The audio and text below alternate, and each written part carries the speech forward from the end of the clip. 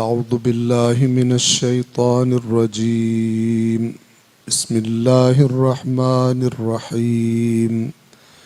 الحمد لله الذي نزل الفرقان على عبده ليكون للعالمين نذيرا، والصلاة والسلام على نبيه وصفيه الذي أرسله شاهدا ومبشرا ونذيرا وداعيا إلى الله بإذنه وسراجا منيرا، وعلى أهل بيته الذين أذهب الله عنهم الرجس وطهرهم تطهيرا.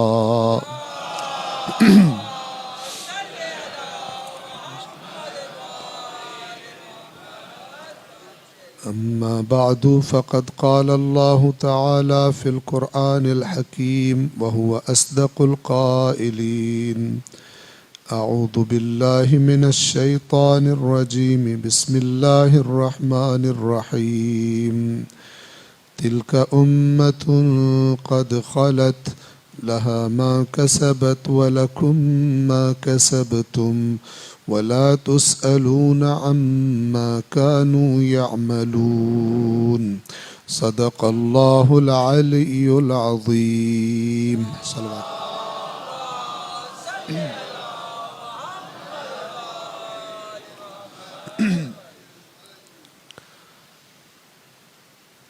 آج ہماری ان 5 مجالس کے سلسلے کی آخری مجلس ہے. آج یوم 40 شہدائے کربلا گزرا ہے.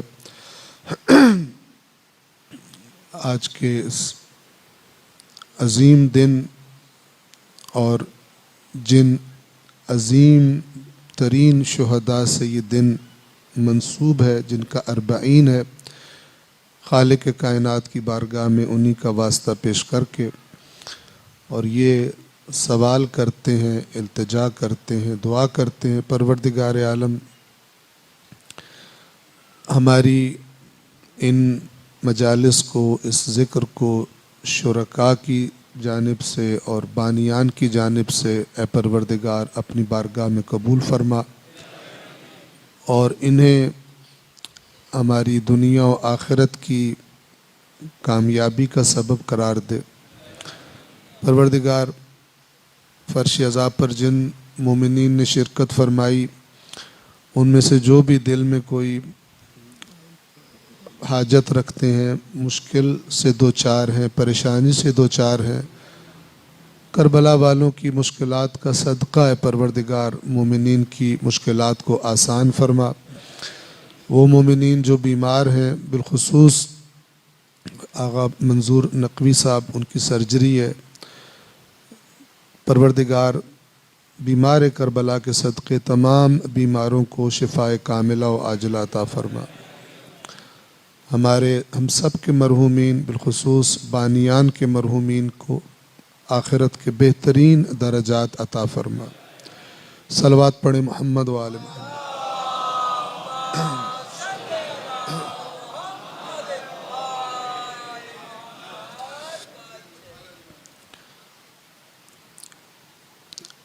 سورہ مبارکہ البقرہ کی آیت نمبر 134 کے بارے میں ہماری گفتگو رہی اور آج انشاءاللہ ہم اس سلسلے کو تمام ہم نے کرنا ہے.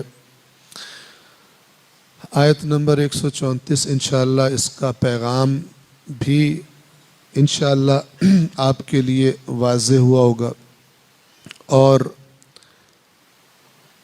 کن لوگوں کو اللہ خبردار فرما رہا ہے یہ بھی آپ پر واضح ہوا ہوگا.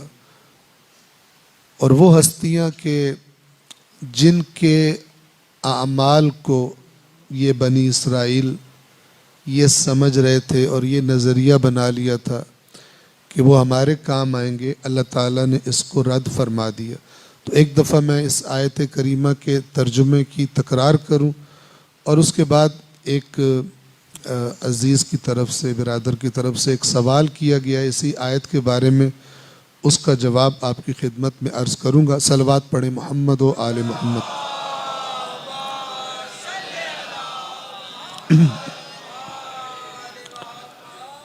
فرمایا تلک امت قد خلت، وہ ایک امت تھی جو گزر چکی ہے، لہا ما کسبت، ان کے لیے ہیں وہ اعمال جو انہوں نے کیے تھے، وَلَكُمْ مَا كَسَبْتُمْ، اور تمہارے لیے وہ اعمال ہیں جو تم نے کیے ہیں، جو تم کر رہے ہو۔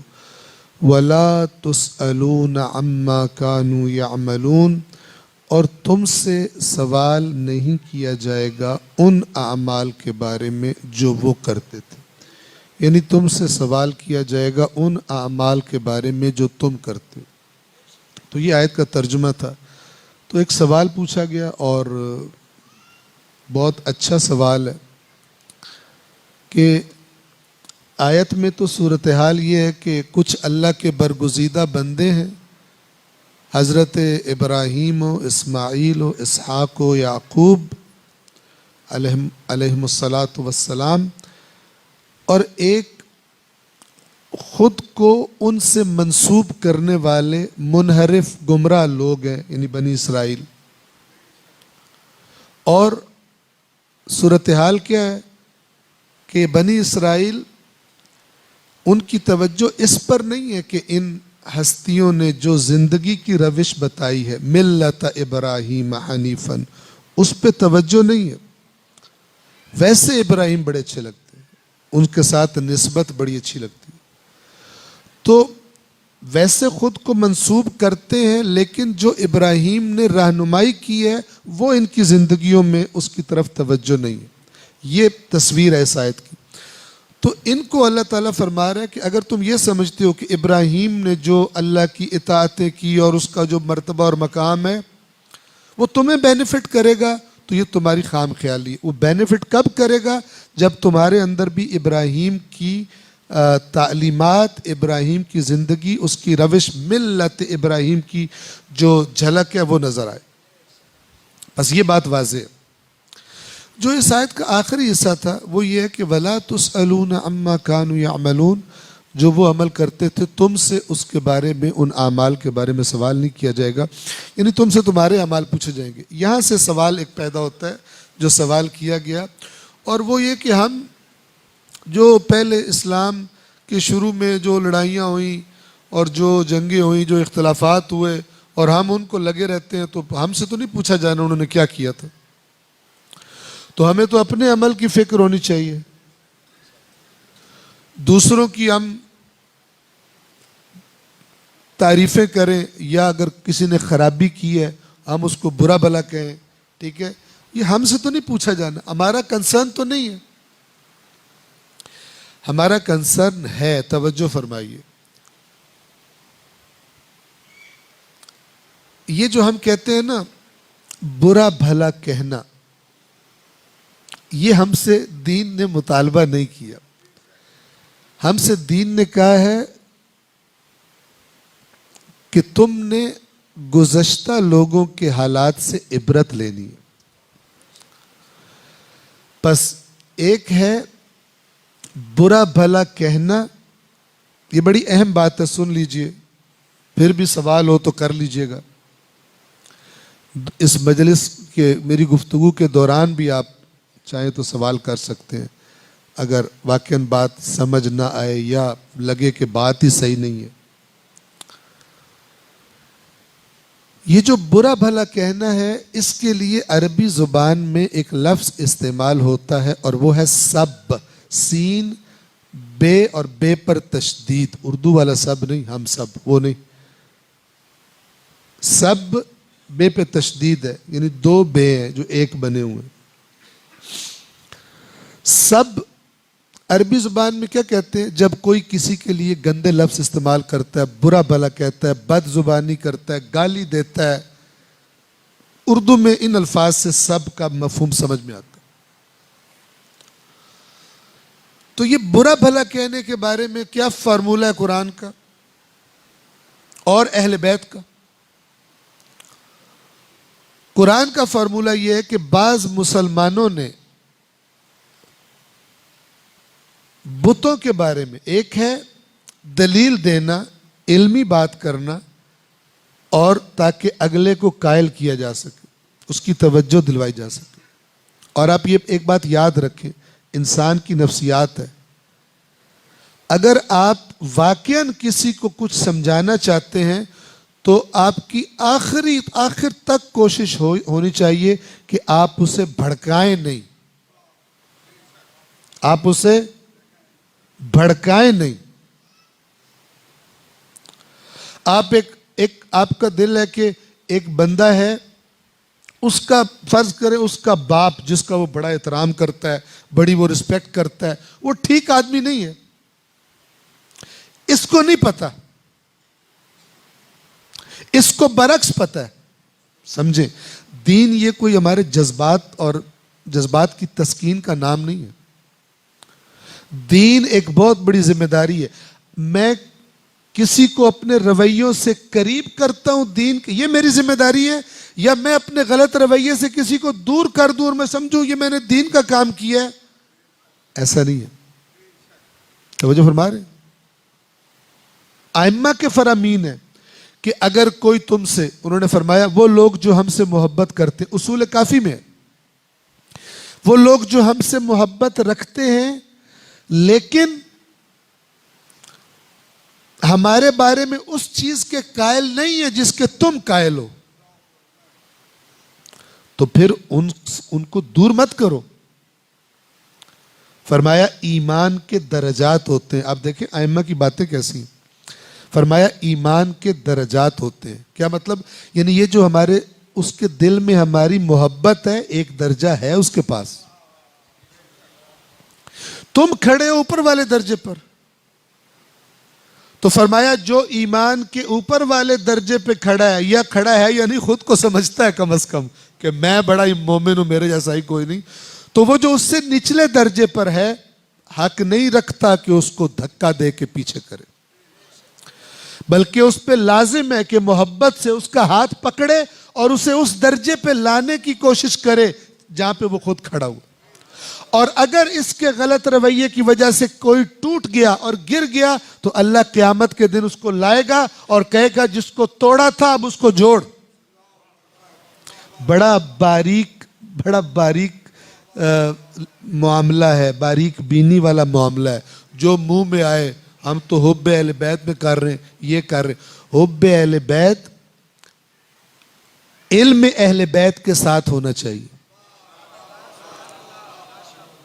حب اہل بیت کا اور طریقہ میرا اپنا، یہ قابل قبول نہیں۔ یعنی جو میرا دل کیا وہ میں نے لے لیا اہل بیت سے، جو میرا موڈ نہیں ہے وہ اہل بیت سے میں نہیں لیتا، یہ تو ٹھیک نہیں ہے۔ اللہ تعالیٰ کہے مثلا میری عبادت کرو، اور میں تمہیں طریقہ بھی بتاتا ہوں کیسے عبادت کرنی ہے، ٹھیک ہے؟ ایک بندہ کہ یا اللہ تیری عبادت کرنی ہے، میں الٹا لٹک کے کروں گا، میں ایک ٹانگ پہ چلا کروں گا، اور اللہ کہے میں نے، میرے رسول نے بتایا ہے نماز پڑھنی ہے اس کا یہ طریقہ ہے، کہ نہیں میں نے الٹا لٹکنا ہے، میں نے ایک ٹانگ اٹھانی ہے، میں نے یہ، ایسے ہوگا؟ نہیں ہوگا۔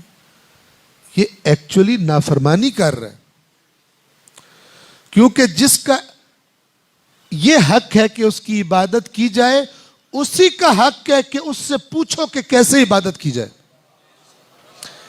نہ کہ اس سے سن لو عبادت کرنی ہے پھر جو تمہاری سمجھ میں آئی عبادت شروع کر دو۔ ٹھیک ہے نا؟ ادھر تو ایک صاحب جو ہے وہ 8ویں محرم کے دن انہوں نے دمال شروع کر دی ایک جگہ پہ نا، ڈھول سے ڈانس شروع کر دی، دمال جسے بولتے ہیں۔ تو لوگوں نے کہا یار یہ فرسٹ ٹائم یہ دیکھ رہے ہیں تم 8ویں کے دن۔ اس نے کہا یہ میرے پیروں کا ماتم ہے، میں ماتم کر رہا ہوں، جو مرضی دل میں آئے کوئی شروع کر دے، 2-4 اس کے سپورٹر بھی بن جائیں تو وہ پکی ایک چیز بن جاتی ہے۔ تو اگر محبت اہل بیت ہے، اس محبت کو تعلیمات اہل بیت کے ساتھ رکھنا۔ تو امام نے فرمایا کہ جو کسی کو توڑ دے گا اللہ اسے بلا کے کہے گا اب اسے جوڑ، میرے بندے کو تو نے اپنی غلط حرکت سے آتے آتے کو بھیج دیا تھا۔ اصول کافی کی روایت بیان کر رہا ہوں آپ کو۔ تو بعض مسلمان جو ہے نا جذباتی ہوئے، تو انہوں نے بجائے یہ کہ بت پرست کو متوجہ کریں مہذب انداز میں کہ بت پرستی غلط ہے، انہوں نے بد زبانی شروع کر دی.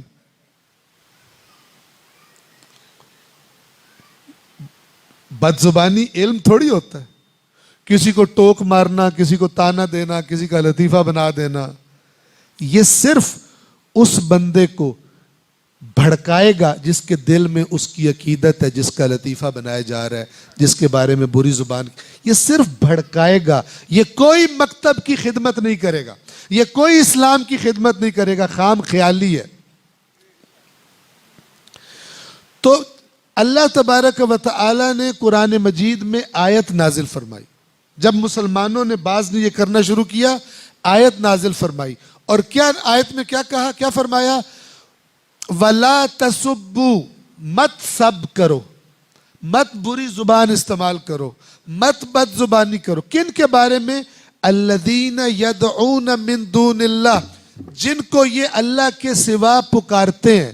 وہ اپنے بتوں کو پکارتے تھے، تو اللہ نے کہا جن کو یہ اللہ کے علاوہ پکارتے ہیں ان کو بد زبانی ان کے بارے میں مت کرو. اور بطور انسانوں کا خالق اور انسانوں کی نفسیات کا خالق ہونے کے، یہ میں بریکٹس میں بتا رہا ہوں، آیت میں نہیں ہے، کیونکہ اللہ ہے وہی، انسانوں کا بھی خالق ہے، انسانوں کی نفسیات کا بھی خالق ہے. تو میں تمہیں بتا رہا ہوں کہ اگر تم نے یہ کام کیا، تم نے سب کیا، تو پھر اسلام کی تو خدمت نہیں کرو گے. وہ جو کریں گے وہ میں تمہیں پہلے سے بتا رہا ہوں. وَلَا تَسُبُّوا الَّذِينَ يَدْعُونَ مِن دُونِ اللَّهِ، اور جن کو یہ اللہ کے سوا پکارتے ہیں تم ان کو سب نہ کرو. کرو گے تو وہ کیا کریں گے؟ فَيَسُبُّ اللَّهِ، وہ اللہ کو برا بھلا کہیں گے. وہ ریاکشن میں کیا کریں گے، رد عمل میں کیا کریں گے؟ وہ اللہ کو فَيَسُبُّ اللَّهَ عَدْوًا، تجاوز کر کے، بغیر علم. وہ تو جاہل ہیں، انہیں تو پتہ نہیں ہے. تم نے وہ حرکت کی ہے جس کی وجہ سے اللہ پر ان کی زبان کھلے، زد میں آ کے. چونکہ اب آپ فرض کریں ایک بندہ ہے، اس کا والد اچھا آدمی نہیں ہے، آپ بڑے مخلص ہیں، مخلص فرض کریں، تو آپ چاہتے ہیں کہ نا یہ اس کو پتہ چلے کہ یہ بندہ ٹھیک نہیں ہے اور بہرحال متوجہ ہو جائے. تو آپ اس کو بلائیں، آپ میرے بہت پیارے دوست ہیں، اور اس کو بٹھا کے کہیں تیرا ابا چور ہے. اس کا پہلا ریاکشن کیا ایکسپیکٹ کرو؟ وہ کہے گا تیرا ابا چور ہے. ٹھیک ہے نا؟ بلکہ ہم نے دیکھا ہے پہلے بچپن میں لوگ لڑتے کہتے تیرا ابا بھی ہوگا، تیرا دادا بھی ہوگا، تیرا سارا خاندان چور، ایسے کہے گا. یہ عام انسانوں کی یہ حالت ہوتی ہے. وہ انسان بہت کم ہوتے ہیں کہ جو ضبط کر جائیں، بات کو برداشت کریں، بات کرنے والے کے گندے انداز کو سائڈ پہ رکھیں، بات کی حقیقت کو دیکھیں. یہ بہت کم لوگ ہوتے ہیں. لہذا رسول پاک کو کیا حکم دیا اللہ نے؟ وہ جو سب سے بڑی ہستی ہے کائنات کی اللہ کے بعد، جو اللہ کا، جس کو اللہ نے انتخاب کیا ہے کہ میرا دین آپ نے پہنچانا ہے، ان کو اللہ نے کیا حکم دیا؟ ادعو الی سبیل ربک بالحکمہ، اپنے رب کی راہ کی طرف دعوت دو دانائی کے ساتھ، حکمت کے ساتھ. پہلے چیک کرو مریض کو مرض ہے کیا، کیسے ٹھیک کرنا ہے. اپنے آپ کو مریض سمجھتا ہے یا مریض نہیں سمجھتا؟ پہلے دیکھو کیا ہے. یہ تو اب افسانے ہیں. اب تو ہم اہل حب اہل بیت کا تقاضا کیا، جتنا مرضی دوسرے کو برا بھلا کہو، بڑا خوش، میں مولا علی کا بڑا محب ہوں، میں تو گالیاں نکالتا ہوں. یہ کس نے تربیت کی ہے؟ جس نے بھی کی ہے مجرم ہے اللہ کا، رسول کا، اہل بیت کا. جس نے بھی مکتب اہل بیت کو مہذب انداز میں اس کی حقانیت، کلام اہل بیت کی خوبصورتی لوگوں کو پہنچانے کی جگہ چند نعرے لگوانے کے لیے اور چند وہ ہنسانے کے لیے لوگوں کو تاکہ ریٹنگ اوپر چلی جائے، تانے دینا، لطیفے بنانا، یہ مکتب اہل بیت کو نقصان تو اس نے دیا ہے. اس نے مکتب اہل بیت کا کوئی فائدہ؟ مکتب اہل بیت کا فائدہ کیا ہے؟ مکتب اہل بیت نجات کا مکتب ہے. اس کا فائدہ تب ہے کہ جب لوگ آئیں اس نجات کی طرف، نہ کہ بعض رویوں کی وجہ سے کوئی آئے بھی نہ، الٹا نفرت کرے کہ یہ تو ایسی حرکتیں کرتے. کتنا بڑا پلیٹ فارم ہے یہ فرش ازا. اللہ کی قسم کسی اور قوم کے پاس نہیں ہے. یہ امام حسین کے خون کی، ان کی اولاد کے خون کی، ان کے اصحاب کے خون کی تاثیر ہے کہ اگر یہاں پر کچھ لوگ اپنی بازیاں نہ کریں اور یہ لطیفے اور تانے نہ کریں تو اتنی تاثیر ہے کہ شیعوں سے زیادہ سنی آ کے بیٹھیں گے، کیونکہ حسین سے محبت رکھتے ہیں وہ بھی. لیکن جب بٹھا کے کہا جائے گا تیرا ابا چور ہے تو پھر کوئی بھی نہیں آئے گا. یہ نہیں طریقہ ہوتا صحیح. اس طریقے سے پھر یہ والے بل لائیں گے جس بل کا رونا رو رہے ہیں اور بل بلا رہے ہیں ہم. سمجھ رہے ہیں نا؟ بل جو بل نامنظور ہے. ناراض نہیں ہوئیے گا، اس بل کو لانے میں ہمارا بھی رول ہے. وہ کام کرنا اہل بیت کے نام لے کر جو اہل بیت نے منع کیے، تو پھر اس کے نتیجے بھی، یعنی دشمن کی آگ کو ایندھن فراہم کرنا. دشمن جو آگ لگانا چاہتا ہے، جو دشمن مکتب اہل بیت ہے، اس کی آگ صحیح طرح نہیں جل رہی، میں خشک لکڑیاں دیتا ہوں، اس سے جلا اور پھر لگا میرے گھر کو. کتنی سمجھداری ہے، کتنی سمجھداری. اللہ اپنے نبی سے فرما رہا ہے ادعو الی سبیل ربک بالحکمہ. سٹیپ دیکھیں، مرحلے دیکھیں. وہ قوم کب آئے گی؟ جب پہلے رہنمائی لے گی پھر عمل کرے گی، نہ کہ دو چار باتیں سن لی پھر جو اس کے نام پہ جو دل ہے کرتے رہو. دانائی کے ساتھ اپنے رب کی راہ کی طرف دعوت دے. اگلا سٹیپ والموعظۃ الحسنہ. موعظہ سمجھتے ہیں آپ؟ واعظ، نصیحت. موعظہ کیسے ہوتا ہے؟ تیرا فلانا فلانا ایسے ہوتا ہے. موعظہ تو بڑے اچھے انداز میں، چونکہ دل میں تڑپ ہوتی ہے کہ اگلا راہ راست پہ آ جائے. ٹھیک ہے، اسے پنچ کرنا، تانا مارنا، ٹھیک ہے نا، یہ تو نہیں ہوتا، ایسے تو نہیں ہوتا کبھی. والموعظۃ الحسنہ، یعنی پہلے دانائی، پہلے پلان کرو کیسے کام کرنا. یہ تو کرے گا بھی وہی جس کو یہ ہو کہ میری ذمہ داری ہے اہل بیت کی طرف سے کہ میں نے دوسروں کو مکتب کے قریب لانا ہے. ابھی تو ذمہ داری یہ ہے کہ جو منہ میں آتا بول دو. ابھی تو یہ بہت سارے لوگ یہ سمجھتے ہیں. یہ والا مشکل کام ہے. والموعظۃ الحسنہ. کسی کو اگر اچھی نصیحت کرنی ہے تو سب سے پہلے تو انسان کو خود علم ہونا چاہیے. جاہل کو علم ہی چاہیے ہوتا، وہ اس کے منہ میں جو آئے وہ بول دے، جس انداز میں چاہے بولے، اسے کیا پرواہ ہے. لیکن اگر کسی کو بلانا ہے اس کے لیے علم چاہیے. موعظہ کیسے کرے گا؟ موعظہ کی صفت لائی. موعظہ خود ایک نصیحت خود اچھی ہوتی ہے، لیکن پھر صفت لائی گئی ساتھ الموعظۃ الحسنہ. خوبصورت نصیحت خود بھی خوبصورت ہوتی ہے، لیکن خوبصورتی ہونی چاہیے اس میں. یہ دوسرا سٹیپ. تیسرا سٹیپ، اگر سامنے والا بھی بحث پر آ جائے، سامنے والا بھی کوئی چیز اپنی رائے تمہارے سامنے رکھ دے، تو عربی زبان میں اسے کہتے ہیں جدال. باتوں سے ایک آپ نے دلیل دی، آپ نے چیز دی، اس نے اختلاف کیا، تو پھر آپ ایک دوسرے کو قائل کرنے کے لیے. تو یہ وہ جگہ ہوتی ہے جہاں پہ بھڑکنے کا اندیشہ زیادہ ہو جاتا ہے. نصیحت کرو تو وہ اس وقت بھڑکنے والا انداز نہیں ہوتا، لیکن جب بحث کی آتی ہے بات، اس وقت ہوتا ہے کہ شیطان کوئی ایسے ماچس پھینکے اور ایک بھڑک اٹھے. جب کوئی بھڑک اٹھے گا پھر حق اور باطل کی گیم ختم، پھر لڑائی شروع. اس حکیم نے، اس علیم نے اپنے رسول کی رہنمائی فرمائی ہے اور ہمیں فرمایا ہے کہ تمہارے لیے میرے رسول کی سیرت ہے. دین کی خدمت کرنا چاہتے ہو تو پھر پہلے میرے رسول کو فالو کرو. اپنے پاس سے گولے مت چلاؤ, اپنے پاس سے بم مت پھینکو, گولیاں مت چلاؤ. دین کا نقصان کرو گے اور تم جہل مرکب کا شکار ہوگے. تم سمجھ رہے ہو کہ میں دین کی بڑی خدمت کر رہا ہوں, میرے جیسا تو مومن ہی کوئی نہیں, اور کر بیڑا غرق رہے ہوگے. یہ بھی روایت اہل بیت ہے. جو شخص بغیر علم کے عمل کرتا ہے وہ اصلاح کم اور فساد زیادہ کرتا ہے.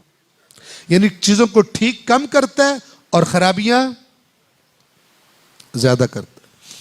وَجَادِلْهُمْ, اور اگر جدال کرنا ہو, جادلہم, ان کے ساتھ جدال کیجئے, باللتی, اس طریقے سے کہ جو, ہیا, احسن.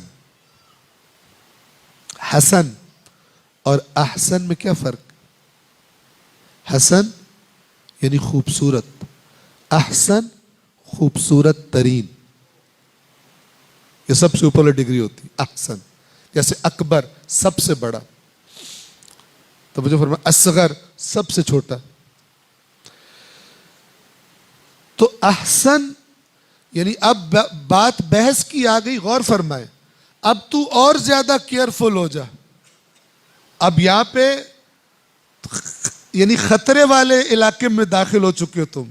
یہاں پہ جھگڑا ہو سکتا ہے, لہذا تم نے پورا خیال رکھنا ہے کہ وہ بھڑکے نہیں, کیونکہ تمہارا ہدف اسے حق بتانا ہے. تمہارا ہدف ہر حال میں اس کو ہرانا اور اس کی ناک رگڑنا نہیں ہے.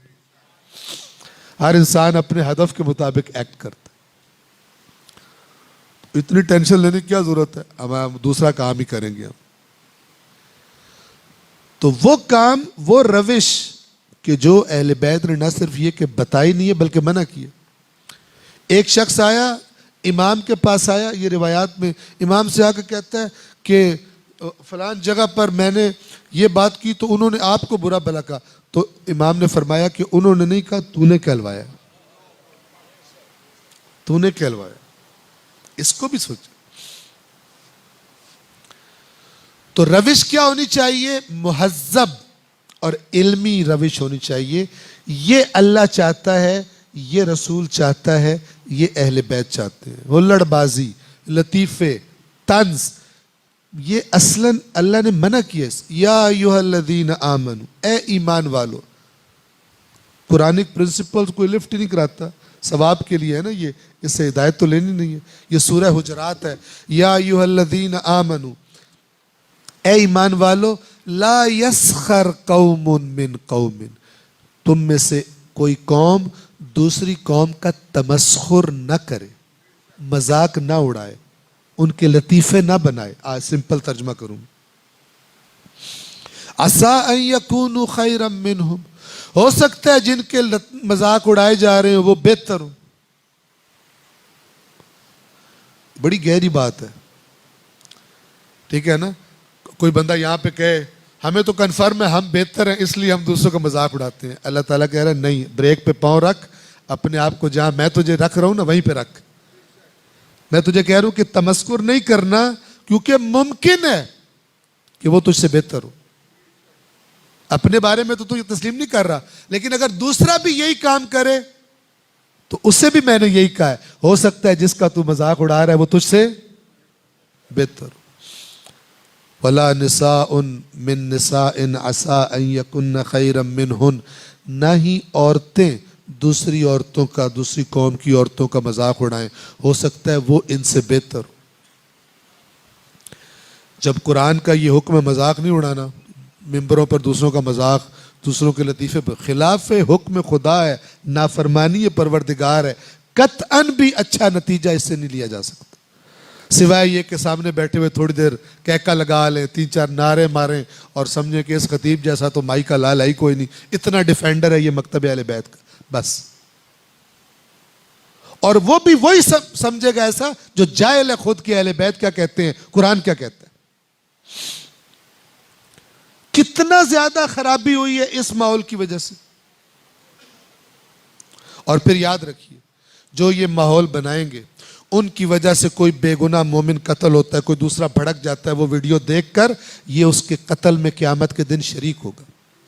یہ میں نہیں کہہ رہا، یہ خود آیت اللہ بہجت نے فرمایا. آیت اللہ بہجت بہت بڑی شخصیت ہے، آپ کو پتہ ہے، بہت بڑے عارف تھے. کم میں چند سال پہلے ہم کم میں ہی تھے اس وقت جب ان کی وفات ہوئی تھی، ان کے جنازے میں ہم شریک ہوئے تھے.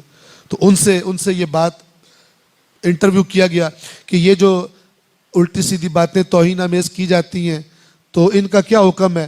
تو انہوں نے کہا کہ اگر تم یہاں ایران میں فرض کرو، یہاں پہ تمہیں کوئی پوچھنے والا نہیں ہے، اگر تم یہاں پہ اہل سنت کے مقدسات کی توہین کرو اور اس کی ویڈیو دیکھ کر یا کسی بھی طریقے سے پاکستان میں یا افغانستان میں کسی شیعہ کو قتل کیا جائے، تم اس کے قتل میں شریک ہو.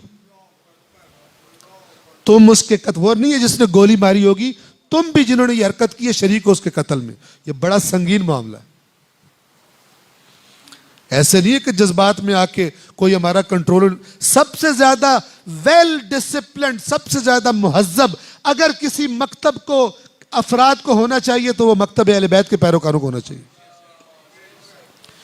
پڑھیے روایات جا کر، ایسے دوسروں کے درمیان رہو کہ وہ تمہارے رویے اور تمہارے اخلاق کو دیکھ کر جعفر صادق کو دعائیں دے. امام صادق علیہ السلام کا فرمان ہے، وہ دعائیں دے، رحم اللہ جعفرن، اللہ جعفر صادق پر رحمتیں کرے. کتنی زبردست تربیت کی ہے اپنے ماننے والوں کی.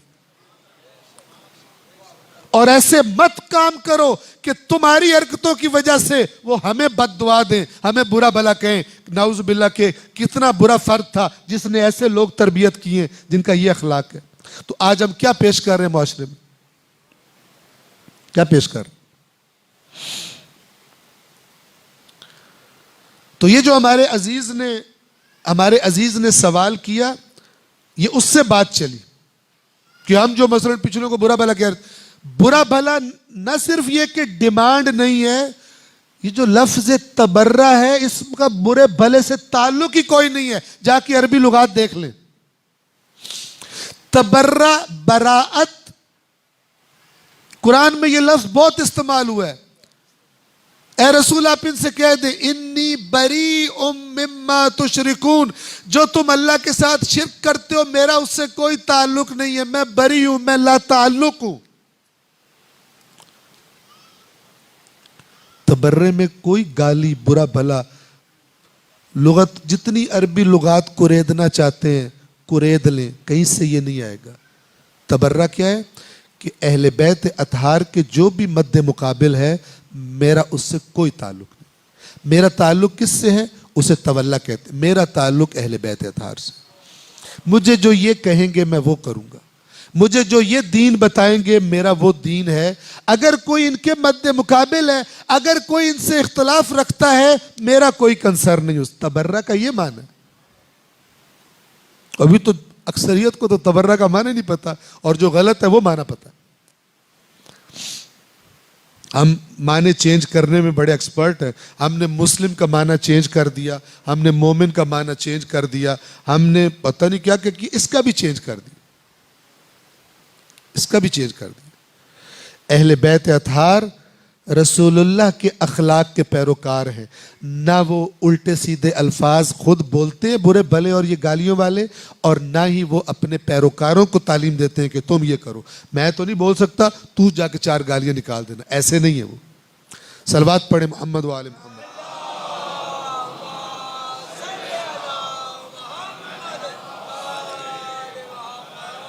لیکن یہ کہ پچھلی قوموں کا بیان ہی کچھ نہ کیا جائے تو یہ تو خود قرآن کا ایک بڑا حصہ اس کے خلاف گواہی دے رہا ہے کہ گزشتہ اقوام، ان کی تاریخ اس کو بیان ہونا چاہیے، لیکن علمی انداز میں بیان ہونا چاہیے، مہذب انداز میں، تاکہ ذہن کا ماحول نارمل رہے اور بات سمجھنے سمجھانے میں آسانی ہو.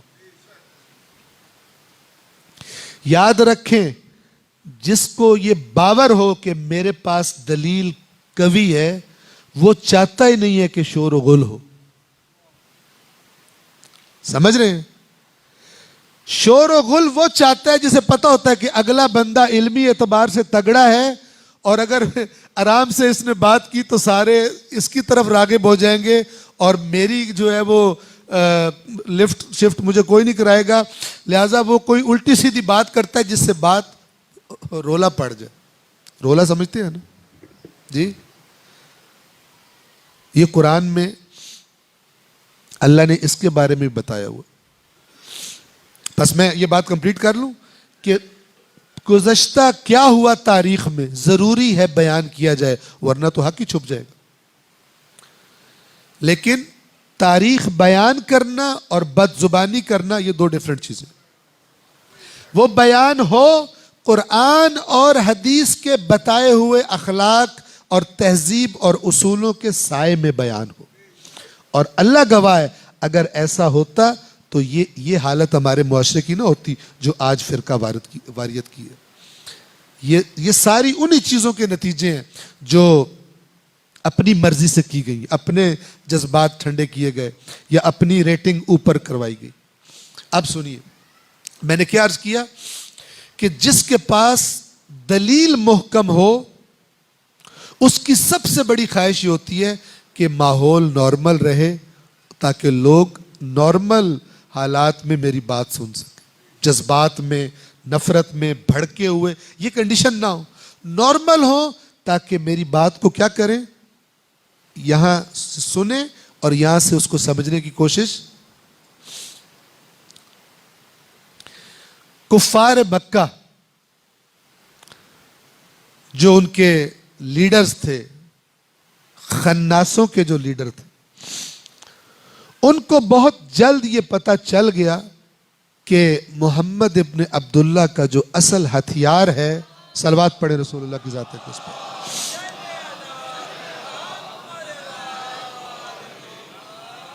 چند منٹ اور ہیں، توجہ سے سن لیں، اینالائز کریں اس کو اور مجھے کہیں آپ نے اگر میں غلط کہہ رہا ہوں تو آپ کو غلط کہہ رہے ہو تم. ان کو پہلے پتہ چل گیا، چونکہ جو معاشرے میں حکمران ہوتے ہیں نا وہ بڑی گہرائی سے معاشرے کو دیکھ رہے ہوتے ہیں کہیں سے ہمارے اقتدار کو تھریٹ نہ آ جائے. تو رسول اللہ کو انہیں پتہ لگ گیا کہ یہ تو تھریٹ ہے. اس نے یہ نہیں کہ سائڈ پہ بیٹھ کے تویز وغیرہ دے گا اور پھونک کے پانی دم کر کے دے گا، اس نے ہمارا بیڑا غرق کر دینا اگر یہ اس کو فری ہینڈ دے دیا گیا تو، اور عوام اس کی طرف متوجہ ہو گئی تو قرآن کی آیت ہے سورہ فصلت، اس میں آیت ہے کہ اللہ تعالیٰ فرماتا ہے وَقَالَ الَّذِينَ كَفَرُوا، وہ لوگ جنہوں نے کفر اختیار کیا انہوں نے یہ کہا یا وہ یہ کہتے ہیں لا، نمبر 1 کیا کرو، لا تسمعوا لهذا القرآن، اس قرآن کو مت سنو. انہیں پتہ لگ گیا تھا ہتھیار کون سا ہے، اللہ کا یہ جو کلام ہے نا اس کا، یہ چیر کے رکھ دیتا ہے، لوگوں کی سوچوں کو بدل کے رکھ دیتا ہے، منقلب کر دیتا ہے. لہذا پہلے تو خود بچو، مت سنو اس کو، تمہارا بھی بیڑا نہ غرق کر دے. کیا کرو، لا تسمعوا لهذا القرآن، اس قرآن کو مت سنو. دیکھیں دشمنوں کی خواہش یہ ہے کہ قرآن نہ سنا جائے، رسول اللہ کی خواہش کیا ہوگی، سنائیں. اور اللہ نے ذمہ بھی یہ لگایا یت هو الذی بعث فی الامیین رسولا منہم، کیا کام کرتا ہے وہ رسول، یتلو علیہم آیاتہ، اللہ کی آیات سناتا ہے. لا تسمعوا لهذا القرآن، مت سنو اس قرآن کو. اور اگر دوسرے کہیں یہ سنا رہا ہو تو وہاں پہ رولا ڈال دو، والغوا فیہ، والغوا لغو، بےہودگی کر دو، وہاں جا کر کوئی شور مچا دو، کوئی الٹی سیدھی حرکت کر دو تاکہ یہ لوگوں کو قرآن نہ سنا سکے. والغوا فیہ، یہ کام کرو، لعلکم تغلبون، تب امید ہے کہ تم غالب آؤ گے ورنہ یہ تمہاری جڑ کاٹ دے گا. یہ کفار کا پلان اللہ بتا رہا ہے کہ کیا کہتے ہیں، مت سنو قرآن اور شور مچا دیا کرو، لغو، بیچ میں بےہودگی کر دیا کرو جب یہ قرآن سنا رہا ہو، لعلکم تغلبون، تاکہ تم غلبہ پا جاؤ. پس کفر کا غلبہ کب ہے، جب بات سنانے کا ماحول نہ ہو، جب علم پہنچانے کا ماحول نہ ہو. کفر چاہے گا یہ ماحول بنے ہی نہ. لیکن جو علم رکھتا ہے، جو قرآن رکھتا ہے، جو واقعا سمجھتا ہے کہ اہل بیت کے مکتب سے بڑھ کر مکتب کوئی نہیں، اللہ کی قسم اگر وہ یہ جانتا ہے تو وہ کبھی نہیں چاہے گا شور و غل ہو، وہ چاہے گا سارے بیٹھے اور مجھے مکتب اہل بیت انہیں بتانے کا، تعارف کروانے کا موقع ملے. خدا گواہ اس بات پر. اور یہی وہ کام ہے کہ جو اہل بیت اطہار نے ہم سے طلب کیا.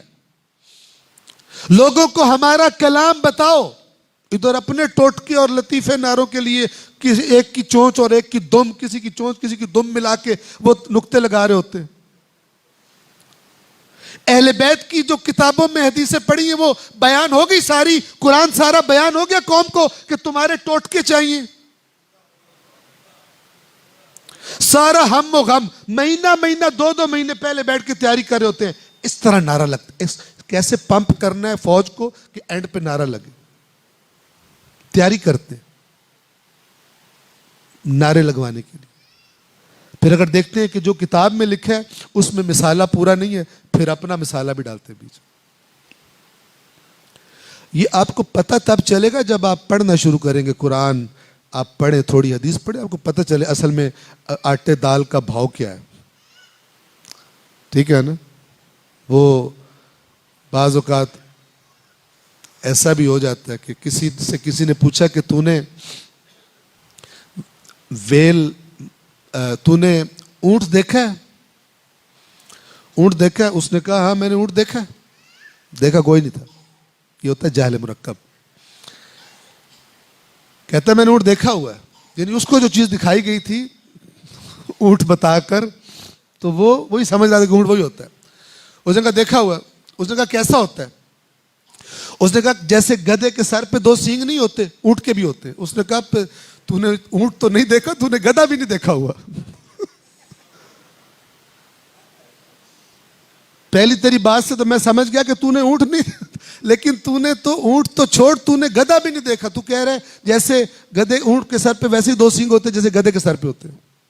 دونوں نہیں دیکھے ہوئے. پڑھیں قرآن، پڑھیں نہج البلاغہ. میں اپنی لکھی ہوئی کتاب آپ کو نہیں کہہ رہا کہ میری بک نہیں رہی کتاب تو آپ کو کہہ رہا ہوں ریکمینڈ کروں یار یہ کتاب آپ خرید لو، بڑا اس میں علم ہے. اللہ کی کتاب کا کہہ رہا ہوں. اور میں نہیں کہہ رہا، اللہ کے رسول نے کہا ہے آپ سے، مولا علی نے کہا ہے آپ سے، ائمہ اہل بیت نے کہا ہے آپ سے. اور کون کہے اور کس طرح کہے؟ پڑھیں. جب پڑھیں گے نا پھر آپ اس طرف سفر کریں گے کہ ان بندوں کو خوشخبری سنا دو جو بات کو غور سے سنتے ہیں اور بہترین بات کا انتخاب کرتے ہیں چلنے کے لیے، فالو کرنے کے لیے. چونکہ ان کے اندر یہ صلاحیت پیدا، ان کے پاس کچھ تولنے کی چیزیں ہوتی ہیں جس سے وہ تول لیتے ہیں کہ یہ بات ہلکی ہے یا یہ بات وزنی ہے. اتنی پھولی ہوئی بات ہے لیکن وزن کوئی نہیں. دیکھنے میں ہاتھی جتنی ہے لیکن وزن بیچ میں ہے ہی کوئی نہیں. ایسے ہو جاتا ہے دنیا میں. تو اس طرف آئیں، علم کی دنیا کی طرف آئیں. اور ایسا نہ ہو کہ ہم اپنی طرف سے کوئی کام خدمت سمجھ کے کریں اور کر اس مکتب کا نقصان رہے ہو. یہ موضوع بھی کیا آپ کو میں عرض کروں، قرآن مجید میں بہت ہے یہ کہ کچھ لوگ قیامت کے دن ہوں گے جنہوں نے بڑی محنت کی ہوگی لیکن چونکہ پہلی اینٹی ٹیڑھی غیر سنجیدہ لے کے رکھی تو پھر محنت بھی کی اور اس کا کوئی فائدہ ان کو نہیں ہوگا. قرآن مجید کی آیات عبرتوں سے بھری پڑی ہیں، ہدایتوں سے بھری پڑی ہیں. اللہ نے مثالیں دی ہیں لیکن اس کے باوجود خدا جانے کیوں کس نے اس کتاب سے ہماری دلچسپی کو ادھر ادھر کر دیا. اس کتاب میں ہمیں دلچسپی کا احساس نہیں ہوتا. پروردگار عالم آج کے اس جن شہداء کا 40 ہے ان شہداء کے صدقے میں ہمیں اے پروردگار واقعاً ہمارے دلوں میں وہ کتاب جس کی تلاوت کی ہمارے مولا حسین نے آخری رات بھی خواہش کا اظہار کیا تھا. عباس آپ کو نہیں پتہ مجھے قرآن پڑھنے سے کتنی محبت ہے، کتنی محبت ہے. امام حسین کی کوئی تلاوت میں کمی رہ گئی تھی کہ ان کا کہ اب کل تو شہید ہونے تو آج میں وہ کمی پوری کر لوں.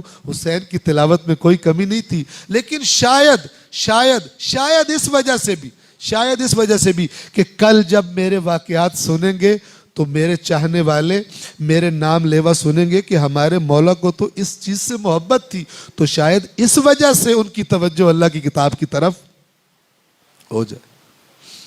توجہ فرما رہے ہیں؟ تو ہم آئیں اس کی طرف. تو میں عرض کر رہا تھا کہ میں بات کو تمام کر لوں کہ جس کے پاس علم ہو اس کی پوری کوشش ہوتی ہے کہ ماحول نارمل رہے تاکہ وہ بات کر سکے اور لوگ بھی سنیں. اس کی ایک اور مثال دوں سب سے بڑی اور آپ کی میں زحمت کو تمام کروں. صلح حدیبیہ کا نام آپ نے سنا ہو. صلح حدیبیہ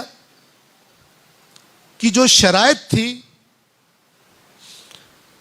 ان کو حتیٰ کہ جو رسول اللہ کے ساتھ تھے ان کو نہیں ہضم ہو رہا تھا.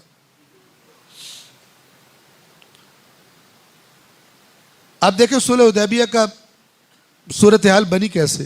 اللہ کے نبی نے خواب دیکھا, صبح اٹھ کے اعلان کیا کہ میں نے خواب دیکھا کہ ہم کعبے کی زیارت کر رہے ہیں تو ہم عمرے کے لیے جائیں گے. تقریباً 1400 کے لگ بھگ افراد تیار ہوئے, کوئی جنگی تیاری نہیں کی. وہاں کی جو روٹین تھی, کچھ رولز بھی بنے ہوئے تھے کہ جو کعبے کی طرف آئیں گے وہ کوئی جنگی ونگی اسلحہ لے کے نہیں آئیں گے. ہاں کیونکہ اس زمانے میں ڈاکو یہ وہ جانور, تو ایک جو تلوار ہوتی تھی اپنے مثلا دفاع کے لیے, تو وہ سب کو الاؤڈ تھی کہ وہ لے کے جا سکتے. تو مثلا یہ اللہ کے نبی نے فرمایا ہم نے عمرہ کرنا ہے, یہ چلے. اور یہ جب مکہ کے قریب پہنچے 1400 افراد اللہ کے نبی کے ساتھ, تو کفار مکہ نے کہا کہ یہ عمرہ کر گئے تو ہماری تو ناک ہی کٹ جائے گی. ایک انہوں نے ہمارے دین کا مذاق اڑایا ہوا ہے, اوپر سے یہ بغاوت کر کے یہاں سے فرار ہو گئے, اور ہماری بھی کوئی عزت ہے علاقے میں, اب یہ آ کے عمرہ کر کے چلے جائے اپنے دین کے مطابق, تو ہمارے ہاتھ پلے کیا رہ گیا. انہوں نے کہا ہم نے نہیں کرنے دینا. تو حدیبیہ جو مکہ سے کچھ دور ہے اس کے مقام پر پڑاؤ ڈالا گیا, اور داستان بڑی لمبی ہے, بڑے حملوں کی دھمکی دی گئی, بہت کچھ کیا گیا, لیکن بالآخر مذاکرات شروع ہوئے. اور ایک بندہ آیا اللہ کے نبی سے مذاکرات کرنے, پھر وہ چلا گیا دوسرا. بڑے وہ شروع میں بڑے سخت اپنے آپ کو شو کر رہے تھے, ہم یہ کر دیں گے تو وہ کر دیں گے. اینڈ پر جو آخری مذاکرات کرنے والا تھا سہیل ابن عمرو, یہ آیا اور بہرحال کچھ شرائط طے ہو گئی. وہ بھی بالکل ایسی تھی کہ جو سمجھ میں نہیں آتی تھی. ان میں سے ایک یہ تھی کہ اگر کوئی مکہ سے مسلمان کلمہ پڑھے بھاگ کے مدینہ چلا جائے تو رسول پابند ہوں گے, اسے واپس کریں گے مکہ والوں کو. کتنی سخت شرط ہے. پہلے مار کھا کے بیچارہ آیا, پھر واپس کر دو اور مارے جا کے. اس کے بعد چلو یہ بھی قبول کر لیں, لیکن اپوزٹ, اگر کوئی مدینہ سے دوبارہ کافر ہو کر مرتد ہو کے مکہ بھاگ جائے, مکے والے اسے واپس نہیں کریں گے. اب یہ سمجھ میں آنے والی بات ہے نہیں. ٹینشن میں تھے. ایک تو ہمیں عمرہ نہیں کرنے دیا, ایک اس کی ٹینشن, اور وہ ایسا بھی نہیں کہ کسی بس میں یا جہاز میں بیٹھ کے چلے گئے تھے چند گھنٹوں میں, وہ کئی دن کا سفر کر کے آئے ہوئے تھے. اس زمانے کے سفر بھی کیسے ہوتے تھے. عمرہ کرنے نہیں دیا, الٹا یہ شرط. اللہ کے نبی نے ایگری کر لیا. جانتے ہیں کیوں؟ اسی بات کی وجہ سے جو آپ کو میں پہلے بتا رہا تھا. اللہ کے نبی کو پتا تھا کہ اگر یہ لڑائی شڑائی ختم ہو جائے نا, جنگیں شنگیں ٹل جائیں, امن کا معاہدہ ہو جائے, کوئی کسی کو نہیں چھیڑے گا, ہم بات کر سکیں گے, تو میں نے کچھ عرصے میں ان کی جڑ کاٹ کے رکھ دی. چونکہ میرے پاس جو مکتب ہے, میرے پاس جو دلیلیں ہیں, میرے پاس جو علم ہے, وہ اتنا طاقتور ہے کہ میں یہ جو بھی میرے خلاف ہیں یہی بدل جائیں گے, ادھر آ جائیں گے, سوائے اشقیاء کے. اور حق تھا, بالکل ایسا ہی ہوا. آپ کو پتہ ہے. اور اس کے اوپر ایک اور کڑا امتحان ہو گیا. جب یہ معاہدے کی شرائط طے ہو گئی, ابھی لکھی نہیں گئی تھی, تو اسی سہیل ابن عمرو کا بیٹا, وہ پہلے سے مسلمان ہو چکا تھا, باپ نے اپنے بچے کو قید میں رکھا ہوا تھا اور خوب اسے مارتا تھا. اس لڑکے کو پتہ لگ گیا کہ باہر مسلمان آئے ہیں, تو اس نے بہرحال کوئی ہیلا لگایا, کسی طرح اپنی زنجیریں توڑ کر اور بھاگ کے آ گیا کہ میں اگر پہنچ جاؤں گا, وہاں تک پہنچ گیا تو پھر تو مسلمان ہوں گے, وہ مجھے ان کو واپس نہیں کریں گے. اور آپ اتفاق دیکھیے کیا ہوگا. جب وہ وہاں پر پہنچا تو شرائط ابھی لکھی نہیں گئی تھی, لیکن طے ہو چکی تھی, لکھی جانی تھی. یہ ابو جندل بری حالت, مارے کھائی ہوئی, اس نے آ کے کہا کہ مجھے مسلمانوں کو پکارا اس نے کہ مجھے ان کو واپس مت کرنا. باپ تھا جو مذاکرات کر رہا تھا, جو نیگوشیٹر تھا وہ باپ تھا اس کا سگا, اور وہی مارتا تھا. تو مسلمانوں کا دل بھی تڑپ گیا اس کی حالت دیکھ کر, زخم لگے ہوئے, بیچارہ مارے کھائی ہوئی اس نے, تو ان کا دل بھی تڑپ گیا اس کے لیے. تو لیکن وہ جو اس کا باپ تھا اس نے کہا کہ رسول پاک سے کہ آپ ایگری کر چکے ہیں کہ اگر کوئی مسلمان ہو کے جائے گا آپ واپس کریں. ابھی ہم ہوتا ہے, ہم نے کہا ابھی تو لکھی نہیں گئی, ابھی تو بات تھی, اگر میرے ذہن میں ایک اور بھی بات تھی تو فلان تھا, یوں کر کے جیسے وکیل عدالتوں میں کرتے ہیں, گما پھرا کے معاہدہ توڑ کے وہاں کر. لیکن اللہ کے نبی کے ذہن میں جو ہدف تھا وہ بہت بڑا تھا. انہوں نے کہا کہ میں یہ بات, یہ شرط طے کر چکا ہوں, اور اس لڑکے سے کہا کہ تو صبر کر, اللہ تیری مدد کرے گا, صبر کر, اللہ تعالیٰ تیری مدد کرے گا. لے گئے واپس اس کو. یہ سین تھا صلح حدیبیہ کا. مسلمان جب واپس چلے ہیں مکہ سے مدینہ کے لیے, ایک دوسرے سے بات نہیں کر پا رہے تھے, اتنے بوجھل دل تھے,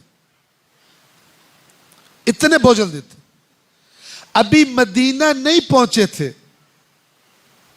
کون سی سورت نازل ہوئی؟ بسم اللہ الرحمن الرحیم, انا فتحنا لک فتحا مبینا, اے رسول یقیناً ہم نے آپ کو روشن واضح فتح عطا کریں گے, نہیں کر دی ہے. بندہ پوچھے نہ عمرہ کرنے دیا, ساری الٹی الٹی شرطیں مان کے آ گئے, ہاتھ پلے کوئی چیز نہیں ہے, اگلے سال آنا عمرہ کرنے کے لیے, سال بھی نہیں جا سکتے, کیا فتح عطا کی ہے؟ جبرائیل نازل ہوئے, انا فتحنا لک فتحا مبینا. اور آپ کو پتہ ہے اللہ کے نبی کے اصحاب بعد میں کہتے تھے ہم فتح اس کو نہیں کہتے جب مکہ فتح ہوا ہے, ہم اس دن کو فتح کا دن کہتے ہیں جس دن یہ سورت نازل ہوئی تھی, کیونکہ اللہ نے کہا ہم نے دے دی فتح. اتنی یقینی بات ہے. اور آپ یہ سورہ فتح کی اگر تلاوت کریں, اب سورت فتح کے بارے میں کوئی رزق شزق کی حدیثیں نہیں ہیں, ورنہ پڑھتے ہوتے ہم یاسین رحمان کی طرح, تو پڑھیں ذرا یہ جاننے کے لیے کہ سورہ فتح میں اللہ نے وعدے کیے رسول پاک سے کہ ابھی مومنوں کو بہت مال غنیمت ملے گا. جتنے وعدے کیے چند مہینوں میں سارے پورے ہو گئے. آپ کو پتہ ہے اسی کے بعد خیبر فتح ہوا ہے, اور پہلی دفعہ مسلمانوں نے مدینے میں مال کی فراوانی دیکھی, اتنا مال غنیمت آیا. اسی سورہ فتح میں آیا وعدکم اللہ مغانم کثیرۃ تأخذونها, اللہ نے تم سے وعدہ کر دی ہے بہت سارا مال غنیمت تمہارے ہاتھ آئے گا. اس وقت پتہ نہیں تھا کہاں سے آنا ہے, ادھر سے جا رہے ہیں ہاتھ خالی جا رہے ہیں, آگے کیا ہونا ہے. لیکن اس صلح سے کفار مشرک جو مجبور ہو گئے, یہ اور جو یہودی تھے یہ آپس میں گٹھ جوڑ تھا, انہوں نے کہا ہوا تھا ہم آپس میں مل کے مسلمانوں کو مارنا ہے, تو یہ اپنی صلح کی وجہ سے رک گئے. سب سے پہلے جو ان کی بڑی تھریٹ تھی یہودیوں کی, خیبر کی, وہاں پہ گئے اللہ کے نبی. آپ کو خیبر کی داستان پتہ ہے, کس کے ہاتھ تو فتح ہوا, خیبر فتح ہوا, باقی ڈر کے خود ہی آ گئے کہ یہ لے لو ہم سے, کیونکہ خیبر والے بہت تگڑے تھے. باقی یہودیوں کی پھر وہی نہیں ہوئی کہ ہم نے لڑنا ہے ان سے, انہوں نے کہا یہ فدق ہے, یہ بھی آپ, یہ سارا اس طرح ہو گیا سارا مسئلہ. کیوں اتنی سخت شرائط قبول کی رسول پاک نے؟ چونکہ وہ چاہتے تھے کہ امن ہو جائے, کوئی نہیں تھوڑے میرے ساتھی تکلیفیں برداشت کر لیں, لیکن کچھ عرصے کے بعد گایا پلٹ جائے گی. ان کو اتنا اعتماد تھا. اور کیا ہوا, آپ اگر گراف دیکھیں نا کہ نبوت جب تک رسول پاک مکہ میں تھے کتنے مسلمان ہوئے, پھر جب مدینے آ گئے تو کتنے مسلمان ہوئے. جب آپ صلح حدیبیہ کے بعد اگر اس کا گراف بنائے آپ, تو آپ دیکھیں گے صلح حدیبیہ کے بعد یوں اوپر جائے گا گراف. اتنے مسلمان ہو گئے چند مہینوں میں جو پچھلی پوری اس میں نہیں ہوئے تھے. کیوں؟ اللہ کے نبی نے مبلغ بھیجنے شروع کیے, ادھر جناب کوئی صحابی جا رہا ہے, کوئی صحابی جا رہا ہے, جا کے پیغام سنا رہا ہے. لڑائی تو ہو نہیں سکتی, مار پیٹ تو کر نہیں سکتے, اور کثرت سے کثیر تعداد میں لوگ مسلمان ہو گئے. اگر کوئی یہی خواہش رکھتا ہے مکتب اہل بیت کے بارے میں, اور اس کو باور ہے کہ میرا مکتب علمی اعتبار سے قوی ہے, تو پھر اس کو یہی راستہ لقد کان لکم فی رسول اللہ اسوۃ حسنہ. وہ بدزبانی کرے, وہ تانے دے, وہ ٹوکے مارے, یہ کسی اور کی تربیت ہے, یہ نہ اللہ کی تربیت ہے, نہ رسول کی تربیت ہے, نہ آل رسول کی تربیت ہے. پروردگار حقیقت دیکھنے والی آنکھیں اور سیدھے رستے پر چلنے والی زندگیاں ہم سب کو عطا فرمائے. صلوات پڑھیں محمد و آل محمد.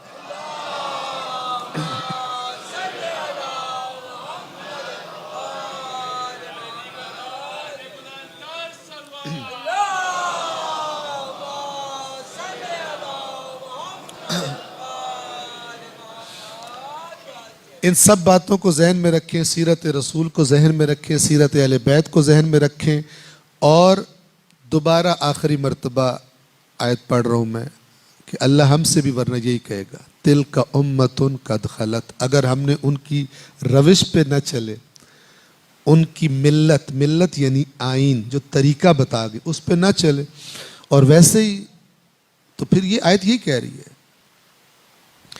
ہم سے بھی یہی کہا جائے گا، تلک امۃ قد خلت لہا ما کسبت ولکم ما کسبتم ولا تسألون عما کانوا یعملون، تم سے نہیں پوچھا جائے گا کہ وہ کیا کیا کرتے تھے، کس لیے سوال؟ کہ ان کے کاموں کا بینیفٹ تمہیں مل جائے۔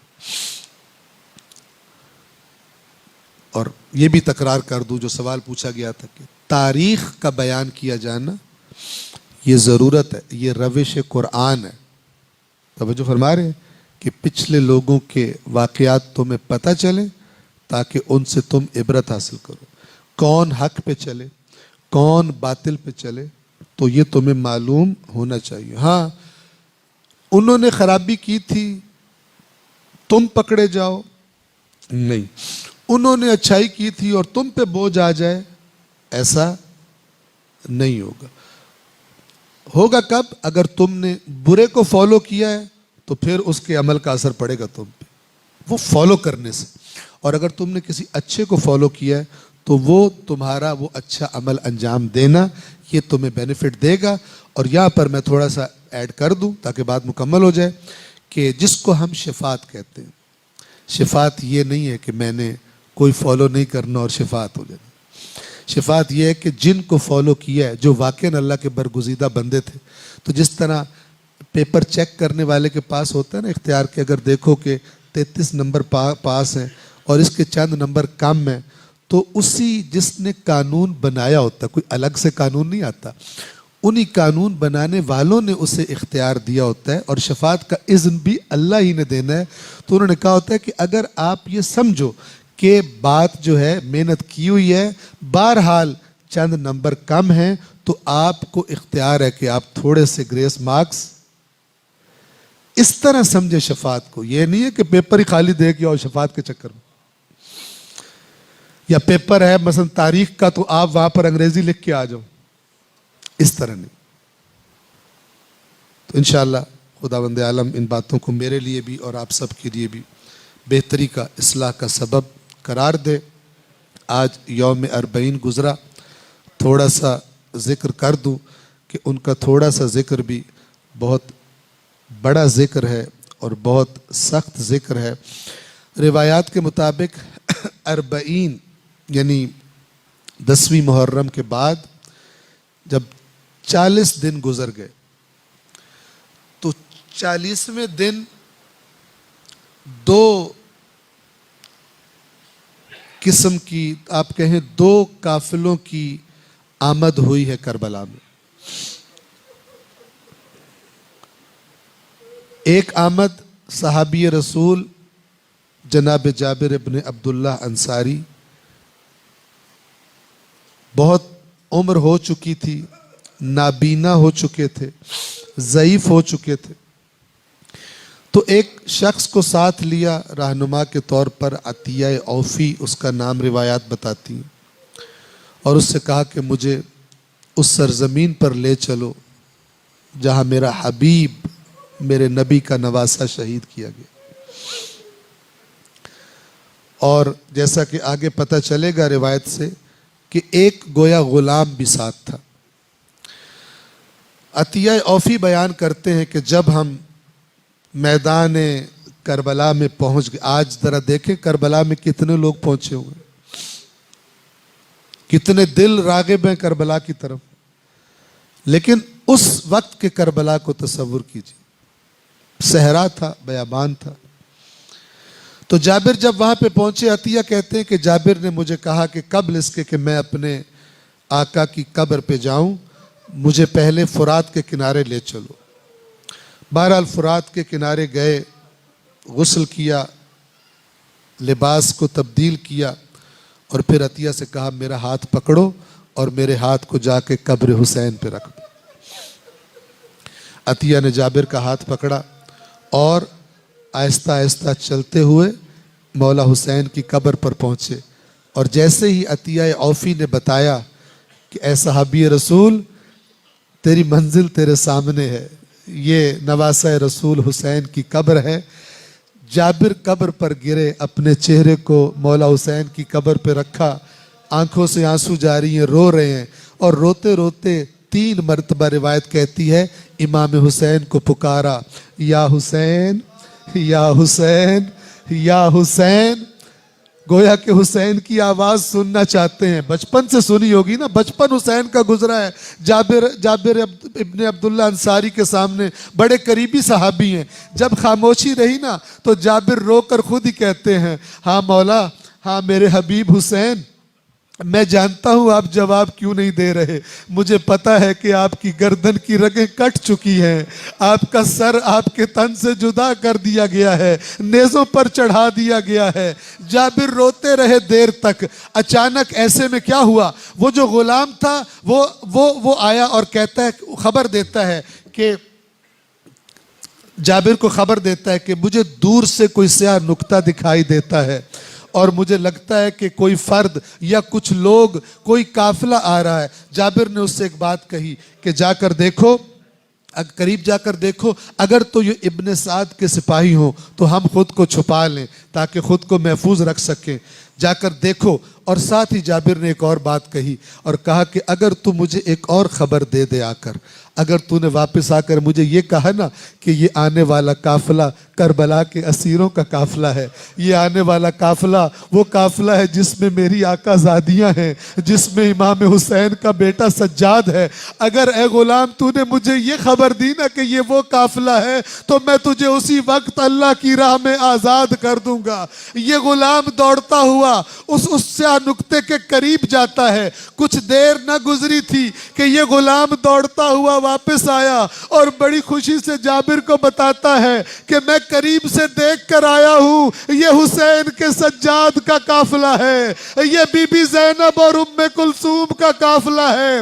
عزادارو، جابر نے یہ خبر سنی، فوراً کہا جا، میں نے تجھے خدا کی راہ میں آزاد کر دیا، آج سے تو آزاد ہے۔ اس کے بعد نہ جابر کے سر پر عمامہ تھا، نہ جابر کے پیروں میں جوتا تھا۔ جابر دوڑنے لگے کہ قریب پہنچ سکے سید سجاد کے اور اس قافلے کے۔